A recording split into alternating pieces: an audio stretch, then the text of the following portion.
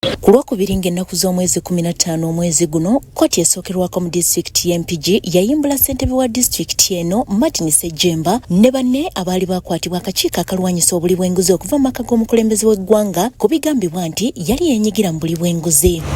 Oluvannyuma lw'okuyimbulwa, ono kati akomyewo mu woofiisi era nga yaniriziddwa abakulembeze banne ku disitulikiti nga bakulembeddwamu minisita w'ebyenjigiriza okuva ku disitulikiti y'Empigi Ssendyowa Francis ne kansala Musa Bukenya ku kitebe kya disitulikiti. Woofiisi si bintu w'amaanyi nnyo.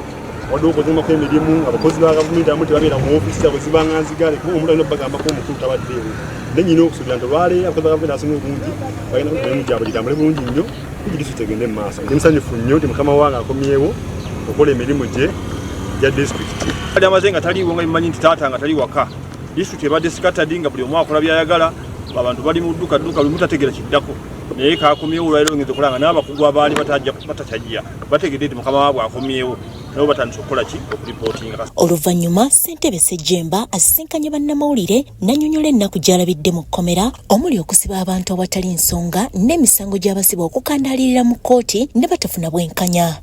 Eddembe ly'abantu eririnyirirwa mu makomera njagala okusaba ne ssekusaba abalamuzi kkooti zitutaase ate n'abantu ate ne poliisi. Ssejjemba ayongeddeko nti mu kkomera gy'abadde kyenkana abadde ng'ali mu ssomero nga yayize ebintu bingi ku nsonga z'obulyake n'obukenuzi.